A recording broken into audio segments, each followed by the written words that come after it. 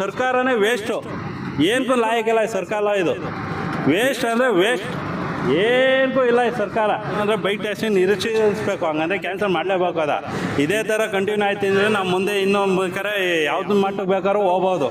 ಈಗ bike taxi ಈಗ court ಆದೇಶ ಏನಾಯ್ತು ಈಗ ಅದರಿಂದ ಸುಮ್ಮನೆ ದೇವು ಹೊರ್ತು, ಬಟ್ ಇದು ಇಷ್ಟಿಗೆ ನಿಲ್ಲಲ್ಲ. ಅವರು ಆದೇಶ ಕೊಟ್ಟಾರ, ಅವರು ಲಂಚ ಹೊಡೆದವ್ರಿಗೆ ಇಂಚ ಹೊಡೆದಾಗ ನಮಗೆ ಗೊತ್ತಿಲ್ಲ. ರಾಮಲಿಂಗಾರೆಡ್ಡಿ ಅವರು ಸುಮ್ಮನೆ ವೇಸ್ಟ್. ಅವರು ಈ ಸರ್ಕಾರ ಅನ್ನೋದು ಏನೈತೆ, ಈ ಸರ್ಕಾರ ಬಂದಿಂದ ವೇಸ್ಟೇ. ಸರಿ, ಈಗ ಆಟೋದವ್ರು ನೋಡಿ, ಮೊನ್ನೆ ಆಟೋದಲ್ಲೇ ವಿಷಯ ಕೊಡೋರು, ಅಷ್ಟು ಪ್ರಾಬ್ಲಮ್ ಆಗೈತೆ ಅವರ ಕಮ್ಯುನಿಟಿ. ಯಾಕೆಂದ್ರೆ ನಮ್ಮ ರಥನ ನಂಬ್ಕೊಂಡೆ ನಾವು ಗಾಡಿ ತಗೊಳೋದು. ಈಗ ಅದೇ ಈ ಥರ ಹಿಂಗೆ ಆದಮೇಲೆ ನಾಳೆ ಜೀವನಕ್ಕೆ ಅದೇ ಏನಾಗಬೇಕು, ನಮ್ಮ ಹೆಂಡತಿ ಮಕ್ಕಳೆಲ್ಲ ಏನಾಗಬೇಕು, ನಮ್ಮ ಫ್ಯಾಮಿಲಿಗಳು ಏನಾಗಬೇಕು. ಇವರೇನು ಲೆಕ್ಕಕ್ಕಿಲ್ದಂಗೆ ಯಾರು ಇಲ್ದಂಗೆ ಇವ್ರು ಈ ಥರ ಮಾಡ್ಕೊಂಬಿಟ್ರೆ ನಾಳೆ ಜೀವನಕ್ಕೆ ಅದೇ ಏನು ಅನ್ನೋದೇ ಗೊತ್ತಾಗ್ತಾ ಇಲ್ಲ. ಅದ್ರ ಬೈಕ್ ಇದೆ, ನಾವು ಅದನ್ನು ಓನ್ ಯೂಸ್ ಮಾಡಿಕೊಳ್ತಾ ಇರೋದು. ಇವರೇನೋ ಇದೇ ಥರ ಆಯ್ತು ಅಂದರೆ ನಾವು ಬೈಕ್ಗಳು ತಗೊಂಡು ಓಡಿಸ್ತೀವಿ, ನಾಳೆ ಏನಾಯ್ತು ಅಂದರೆ ನಮಗೆ ಕೇಳಂಗಿರಲ್ಲ.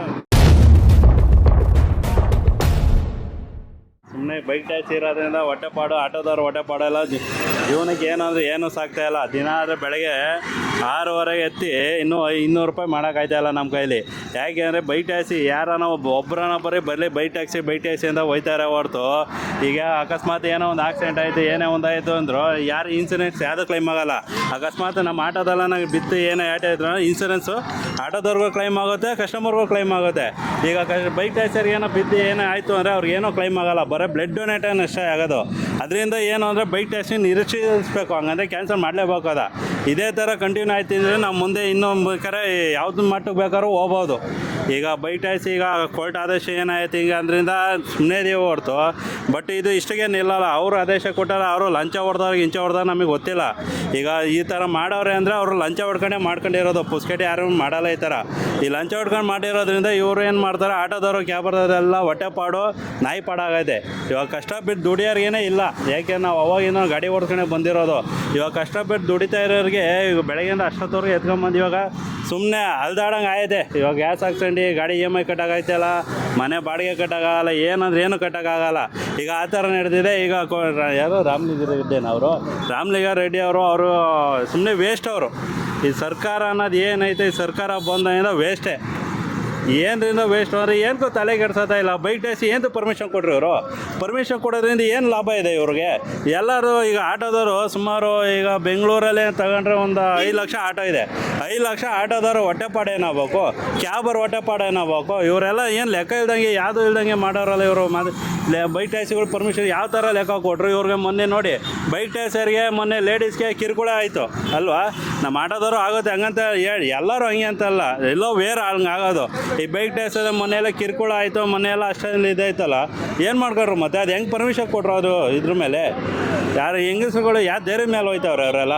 ಈಗೆಲ್ಲ ಇಷ್ಟೆಲ್ಲ ಆದಮೇಲೆ ಇವರು ಇಷ್ಟೊಂದು ಪರ್ಮಿಷನ್ ಕೊಟ್ಟು ಹೈಕೋರ್ಟ್ ಅಂತ ಏನು ಕೈತಿದ್ದು? ಮತ್ತು ಏನಕ್ಕೂ ಪ್ರಯೋಜನ ಇಲ್ಲ ಈ ಹೈಕೋರ್ಟ್ ಅನ್ನೋದು. ಏನಕ್ಕೆ ಬೆಲೆ ಕೊಡ್ಬೇಕು ನಾವು ಈ ಥರ ಹಿಂಗಾದ್ರಿಂದ? ಇಷ್ಟೆಲ್ಲ ಇವರು ಮೋಸ ಮಾಡ್ಕೊಂಡು ನಮ್ಮ ಆಟೋದವರು ಕ್ಯಾಬರ್ದೆಲ್ಲ ಇವರು ಬೀದಿ ಪಾರ ಆಗ್ಬಿಟ್ರೆ ಇವರು ನಾಳೆ ಹೆಂಗೆ ನಾವು ಇದು ಮಾಡೋದು? ಇವ್ರು ನಂಬ್ಕೊಂಡು ಇದೇ ಥರ ವೈಟ್ ಬಾರ್ಡರ್ಗೆ ಕೊಟ್ಟಿದ್ದೀರಲ್ಲ ನೀವು, ನಮಗೆ ಬಿಟ್ಬಿಡಿ ನಮ್ಮ ಪಡೆಗೆ. ನಾವು ಆಟೋ ಗಾಡಿದು ಇನ್ಸೂರೆನ್ಸ್ ಏನು ಕಟ್ಟಲ್ಲ, ನಮ್ಮ ಪಡೆ ನಾವು ಓಡಿಸ್ಕೊಂಡು ಇಡ್ತೀವಿ. ಇವರು ಅಷ್ಟು ಇಲ್ದಂಗೆ ಇವರು ವ್ಯವಹಾರ ಮಾಡ್ಕೊಂಡು ನಮ್ಗೆ ಇನ್ಸೂರೆನ್ಸ್ ಕಟ್ಟಬೇಕು, FC ಕಟ್ಟಬೇಕು, ಮೀಟ್ರ್ ಪಾಸಿಂಗ್ ಇದು ಮಾಡಬೇಕು ಅಂದರೆ ಯಾವ ಥರ ಮಾಡ್ತಾರೆ? ಮಾಡೋಕ್ಕಾಗಲ್ಲ. ಯಾಕೆ ನಮಗೆ ದುಡಿಮೆ ಇಲ್ಲ. ನಾವು 10 ರೂಪಾಯಿ ದುಡಿದ್ರೇ ನಾವು ಮನೆಗೆ 5 ರೂಪಾಯಿ ಕೊಟ್ಟು ನಮ್ಮ ಗಾಡಿಗೆ 5 ರೂಪಾಯಿ ಹಾಕ್ಬೇಕು. ಈ ರಿಪೇರಿ ಅಂತ ಬಂತು ಅಂದರೆ ಎಲ್ಲಿಂದ ಕಟ್ಟೋದು? ಇವ್ರು ಏನು ಲೆಕ್ಕ ಇಲ್ದಂಗೆ ಮಾಡೋರಲ್ಲ ಇವರು. ಇಷ್ಟು ಇಲ್ದಂಗೆ ಈಗ ನಾಳೆ ಏನೋ ತೊಂದರೆ ಆಯಿತು ಅಂದರೆ ಯಾರು ಬರ್ತಾರೆ? ಈಗ ಆಟೋದವ್ರು ನೋಡಿ, ಮೊನ್ನೆ ಆಟೋದಲ್ಲೇ ವಿಷಯ ಕೊಡೋರು, ಅಷ್ಟು ಪ್ರಾಬ್ಲಮ್ ಆಗೈತೆ ಅವರ ಕಮ್ಯುನಿಟಿ. ಯಾಕೆಂದ್ರೆ ನಮ್ಮ ರಥನ ನಂಬ್ಕೊಂಡೆ ನಾವು ಗಾಡಿ ತಗೊಳೋದು. ಈಗ ಅದೇ ಈ ಥರ ಹಿಂಗೆ ಆದಮೇಲೆ ನಾಳೆ ಜೀವನಕ್ಕೆ ಅದೇ ಏನಾಗಬೇಕು, ನಮ್ಮ ಹೆಂಡತಿ ಮಕ್ಕಳೆಲ್ಲ ಏನಾಗಬೇಕು, ನಮ್ಮ ಫ್ಯಾಮಿಲಿಗಳು ಏನಾಗಬೇಕು. ಇವರೇನು ಲೆಕ್ಕಕ್ಕಿಲ್ದಂಗೆ ಯಾವುದು ಇಲ್ದಂಗೆ ಇವರು ಈ ಥರ ಮಾಡ್ಕೊಂಬಿಟ್ರೆ ನಾಳೆ ಜೀವನಕ್ಕೆ ಅದೇ ಏನು ಅನ್ನೋದೇ ಗೊತ್ತಾಗ್ತಾ ಇಲ್ಲ. ಈಗ ನೋಡಿ, ಇವಾಗ ಇಷ್ಟೆಲ್ಲ ಬೈಕ್ ಟ್ಯಾಕ್ಸಿಗಳು ಓಡಾಡ್ತಾರಲ್ಲ, ತೋರ್ಸೋಣ ಲೂಲು ಮಾಲ್ ಹತ್ರ ಎಷ್ಟು ಆಟೋಗಳು ನಿಂತವೆ. ಇವ್ರೇನು ಬೇಜವಾಬ್ದಾರಿಗಳು ಆಗ್ಬಿಟ್ಟಾರಲ್ಲ ಇವರು. ನಮ್ಮ ಸರ್ಕಾರನೇ ವೇಸ್ಟು, ಏನಕ್ಕೂ ಲಾಯಕ್ಕಿಲ್ಲ ಈ ಸರ್ಕಾರ. ಇದು ವೇಸ್ಟ್ ಅಂದರೆ ವೇಸ್ಟ್, ಏನಕ್ಕೂ ಇಲ್ಲ ಈ ಸರ್ಕಾರ.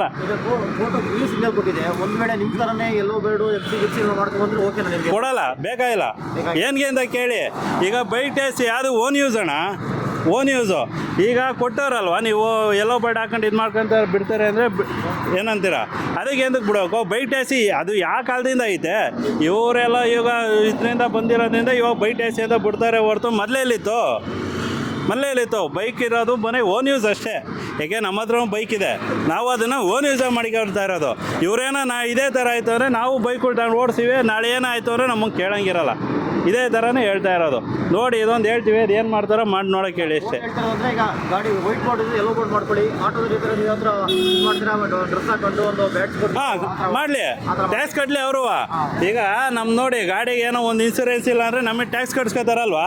ಈಗ ಪೊಲೀಸರು 1,000 ರೂಪಾಯಿ 200 ರೂಪಾಯಿ ಫೈನ್ ಕಟ್ತಾರಲ್ವಾ, ನಮ್ದೊಂದು ದುಡಿಮೆ ಇಸ್ಕೊಂತಾರಲ್ವಾ. ಇದು ಕಿತ್ಕೊಳ್ಳಿ, ಯಾಕೆ ಬೈಕ್ ಟ್ಯಾಕ್ಸಿಗಳು ಪೊಲೀಸ್ನವ್ರಿಗೆ ಹಿಡಿಯೋ ಅಧಿಕಾರ ಇಲ್ವಾ? ಇದೇ ತಾನೇ ಹಿಡಿಯೋ ಅಧಿಕಾರ. ಇಟ್ಕೊಳ್ಳಿ ಬಿಡಿ ಅವ್ರನ್ನ, ಹಿಡ್ದು ಅವ್ರದ್ದು. ಈಗ ನೋಡೋಣ, ಬೇರೆ ಕಡೆಯಿಂದ ಬಂದಿರೋದೇ ಜಾಸ್ತಿ. ಅವ್ರಿಗೆ DL ಇಲ್ಲ, ಏನಂದ್ರೆ ಏನು ಇರೋಲ್ಲ, ಸುಮ್ಮನೆ ಬರ್ತಾರೆ, ಬೈಕ್ ಎತ್ಕೊತಾರೆ, ಯಾರ್ದೋ DL ಹಾಕ್ತಾರೆ, ಯಾರ್ದೋ ಇದು ಹಾಕೊಂಡು ಬರ್ತಾರೆ ಹೊರ್ತು ಅವ್ರ ಜೀವನದಲ್ಲೇ ಬರ್ತಾಯಿಲ್ಲ ಅವರು. ನಾವು ನೋಡಿರೋ ಮಟ್ಟಿಗೆ ನಾವು ಎಷ್ಟೋ ಜನ ಕೇಳಿದ್ದೀವಿ, DL ಇದ್ದರೆ ಇದಿರಲ್ಲ, ಎಂಥದ್ದು ಇನ್ಸೂರೆನ್ಸ್ ಇರೋಲ್ಲ ಗಾಡಿಗೆ. ಗಾಡಿ ಇನ್ಸೂರೆನ್ಸ್ ಇರೋ ನಂಬರ್ ಪ್ಲೇಟ್ಗಳೇ ಇರೋಲ್ಲ.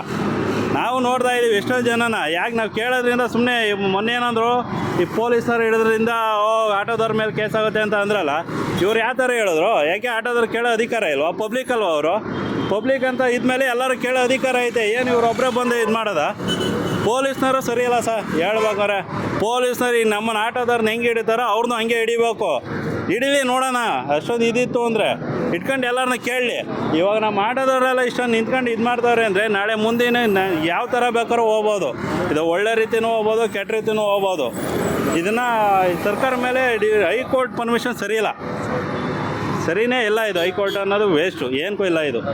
ಈಗ ಮುಂದಿನ ನಡೆ ಹೇಗಿರುತ್ತೆ ನಿಮ್ದಲ್ಲ ಮುಂದಿನ ನಡೆ ಅಂದರೆ ಈಗಿರೋ ಪರಿಸ್ಥಿತಿಗೆ ಸದ್ಯಕ್ಕೆ ರೋಡ್ ಅಡ್ಡ ಹಾಕೊಂಡು ನಿಂತ್ಕೋಬೇಕಷ್ಟೇ. ಈಗ ರೋಡ್ ಯಾವ ಜಾಮು ಇಲ್ದಂಗೆ ಎಲ್ಲ ಕಡೆನೂ ಅಡ್ಡ ಹಾಕೊಂಡು ನಿಂತ್ಕೊಂಡ್ರೇ ಇವಾಗ ನಮಗೆ ಪರಿಹಾರ ಸಿಗೋದು. ಇವಾಗ ಆ ಥರ ಆಗೋದಂದರೆ ನಿಂತ್ಕೊಳಕ್ಕೆ ಹೋದ್ರೆ ನಮ್ಮ ಹೊಟ್ಟೆ ಪಟ್ಟು ನಡೆಯಲ್ಲ. ನೋಡಿ ಬೆಳಗ್ಗೆ ಇನ್ನು ನಂಬ್ತಿರೋ ಬಿಡ್ತಿರೋ ಬರೀ 211 ರೂಪಾಯಿ ಮಾಡಿದ್ದೀವಿ ಬೆಳಗ್ಗೆಯಿಂದ. ಎಷ್ಟೋ 6:15 ಎತ್ತಿ ಎಲ್ಲಿಂದ ಡ್ಯೂಟಿ ಐತಿದೆ? ಈ ಬೈಕ್ ಟ್ಯಾಕ್ಸಿ ಈಗ ಒಬ್ಬರು ಇಬ್ಬರು ಬರೋರೆಲ್ಲ ಬರೀ ಬೈಕ್ ಟ್ಯಾಕ್ಸಿ ಹೋಯ್ತಾರೆ, ಒಬ್ಬರು ಬರೋರಲ್ಲ, ಇಬ್ಬರು ಬರೋರ್ತನ ಮಾಡ್ತಾರೆ. ಅದು ಇವಾಗ ಡ್ಯೂಟಿ ಬೀಳೋದೇ ಹೆಚ್ಚಾಗ್ಬಿಟ್ಟೈತೆ. ಇವಾಗ ಡ್ಯೂಟಿ ಇವಾಗ ಒಂದು ಬೀಳೋದೇ ಹೆಚ್ಚಾಗ್ಬಿಟ್ಟೈತೆ. ಈಗ ಆ ಥರ ಇದಾಗ್ಬಿಟ್ಟೈತೆ ನಮಗೆ. ಇವಾಗ ನಿನ್ನೆ ಮೊನ್ನೆ ಎಲ್ಲ ಬಂದಿತ್ತು ಬೈಕ್ ಟ್ಯಾಕ್ಸಿ, ಅವಾಗ ಯಾವ ಥರ ಆರ್ಡರ್ ಬರ್ತಾಯಿತ್ತು? ಅವಾಗಲೂ ಡ್ಯೂಟಿ ಇಲ್ಲ ಸರ್, ಅವಾಗಲೂ ಇಲ್ಲ. ಇವಾಗಂತೂ ಇನ್ನಿದ್ರು ವರ್ಷ ಆಗ್ಬಿಡೈತೆ. ಈ ನೆನ್ನೆ ಮೊನ್ನೆ ಎಲ್ಲ ಒಂದು ಸ್ವಲ್ಪ ಹಂಗೆ ನಡೀತೈತಿ.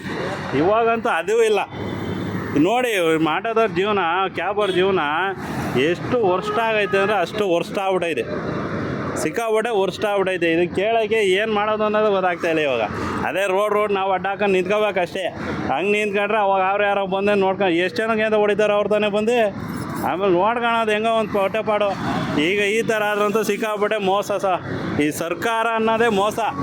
ಈ ನಾವು ಮುಂದೆ ಹೋಯ್ತಾ ಈ ಸರ್ಕಾರ ಇದಕ್ಕೆ ಹೈಕೋರ್ಟ್ ಗೀಳ್ಕೊಂಡು ಅನ್ನೋಕ್ಕೆ ಬೆಲೆನೇ ಕೊಡಬಾರ್ದು. ಆ ಥರ ಆಯ್ತಾಯಿದೆ ಇದು. ಈಗ ಆ ಮಟ್ಟಕ್ಕೆ ಆಗ್ತಾಯಿದೆ ಇದು.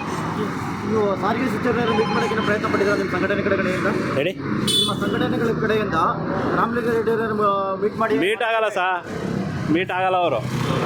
ಏನಂದ್ರೆ ಅವರು ಲೆವೆಲಲ್ಲಿರೋರು ಹೋಯ್ತಾರೆ, ನಮ್ಮಂಥವ್ರು ಪಾಡ್ಗಳವ್ರ ಜೀವನದಲ್ಲೇ ನೋಡಲ್ಲ. ಆ ಥರ ಜೀವನದಲ್ಲಿ ನೋಡೋಂಗಿದ್ದಿದ್ರೆ ಈ ಥರ ನಾವು ಹಿಂಗೆ ಇಡ್ತಿರ್ಲಿಲ್ಲ. ಅವರು ನಮ್ಮಂಥ ಆಟೋದವ್ರನ್ನ ಮೀಟಾಗಿ ಸಪ್ರೇಟಾಗಿ ಮಾತಾಡೋಂಗಿತ್ತು ಅಂದರೆ ಬೇರೆ ಥರ ಇರ್ತಿತ್ತು. ನಮ್ಮನ್ನು ಅವ್ರು ಕ್ಯಾರೆ ಅಂತಲೇ ಅನ್ನಲ್ವಲ್ಲ. ನಾವು ಆರಸಾಗಿ ಆಟೋದವ್ರು ಬರ್ತಾ ಓಡ್ಸ ಹಂಗಾರೆ ಏನಾಯಿತು?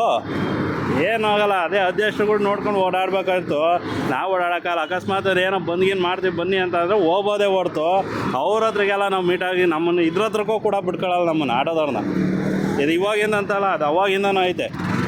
ಈ ಸರ್ಕಾರ ವೇಸ್ಟು ನೀವೇನೇ ಅಂದ್ಕೊಳ್ಳಿ, ಸರ್ಕಾರ ವೇಸ್ಟೇ ಇದು.